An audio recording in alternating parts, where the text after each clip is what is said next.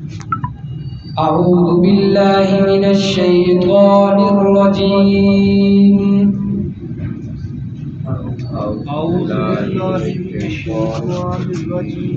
بسم اللہ الرحمن الرحیم الحمد تمام تعریفیں للہ اللہ ہی کے لیے ہے، ربی جو پالن ہار ہے، العالمین تمام جہانوں کا، الرحمن جو رحمان ہے، الرحیم رحیم بھی ہے۔ سورۃ الفاتحہ ہے، اس کی ابتدا ہے، لیکن ابتدا میں چند باتیں، آج پہلا سبق ہے تو میں آپ کے سامنے عرض کر دوں۔ یہ ایک تو ذہن نشین ہونا چاہیے ہر دوست کے ذہن میں کہ یہ جو کلام ہم نے ابھی شروع کی ہے یہ کوئی معمولی کلام نہیں ہے۔ یہ کلام وہ کلام ہے جس کے بارے میں اس کو نازل کرنے والا خود کہتا ہے کہ لا ریب فیہ، اس میں کوئی شک کی گنجائش نہیں ہے۔ حالانکہ باقی کتابیں بھی آئی ہیں، تورات و انجیل بھی آئی، زبور بھی آئی، حدیث کی کتابیں کتنی، لیکن اس واحد کلام کے بارے میں اللہ نے فرمایا ہے کہ اس میں کوئی شک کی گنجائش نہیں۔ اور دوسری بات یہ ہے کہ اللہ فرماتے ہیں جب اس میں شک کی گنجائش نہیں ہے تو یہی پھر ہدایت ہے آپ کے لیے، یہی کتاب ہدایت ہے۔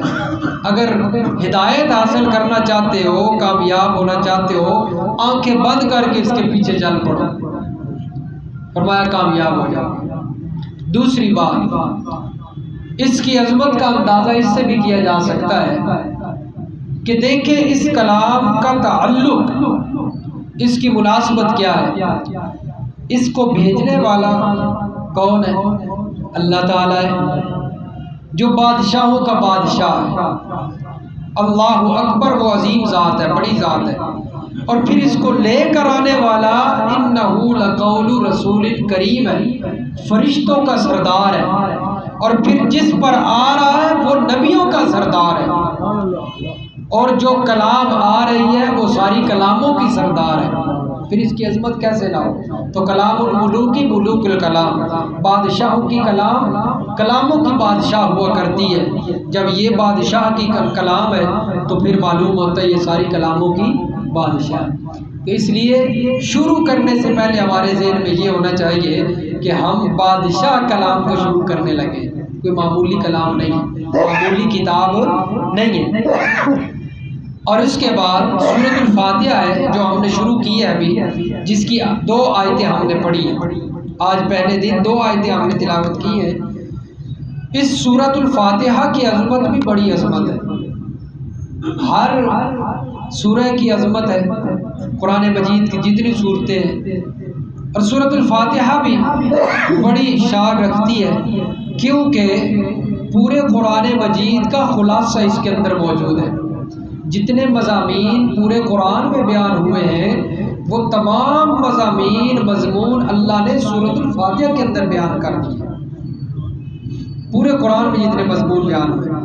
اور دوسرے نمبر پر یہ جو سورۃ الفاتحہ ہے، یہ پورے قرآن کا خلاصہ کس طرح بنتی ہے کہ پورے قرآن کا خلاصہ ہے 7 صورتیں جن کو حوامی میں سبع کہا جاتا ہے۔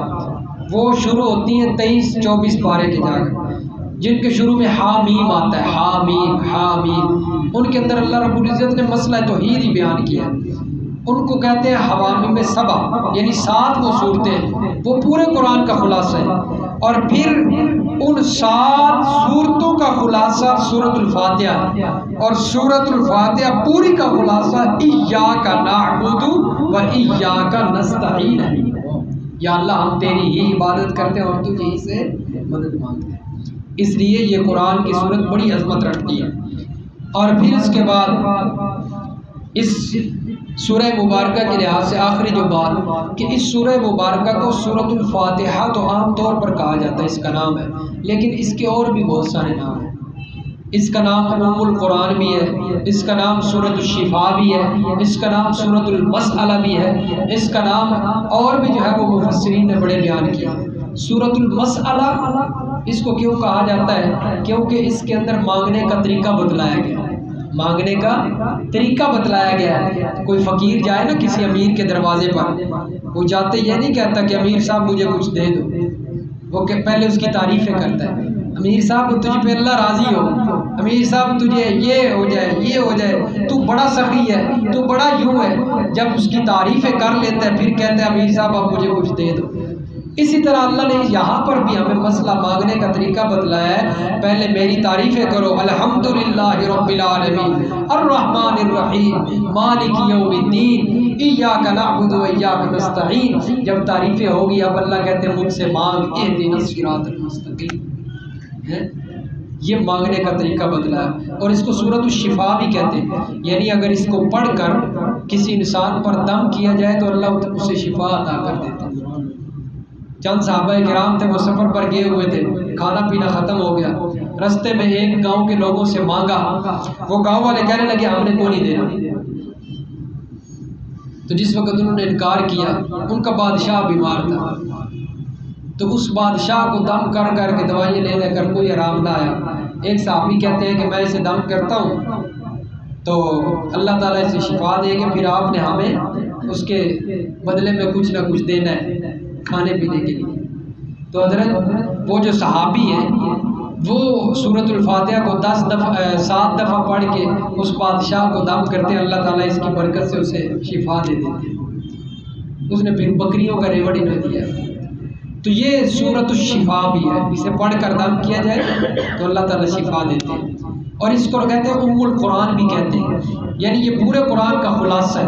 ام ماں کو کہتے ہیں، ام ماں کو کہتے ہیں، ماں پورے ہر چیز کا خلاصہ ہوتی ہے نا انسانیت، یہ بھی خلاصہ ہے۔ اور سورۃ الفاتحہ اس کو اس لیے کہا جاتا ہے کیونکہ اس سے فاتحہ ہے افتتاح سے، اس سے بھی قرآن کا افتتاح ہو رہا ہے، اس لیے اس کو سورۃ الفاتحہ بھی کہا جاتا ہے۔ یہ باتیں چند اس کے متعلق۔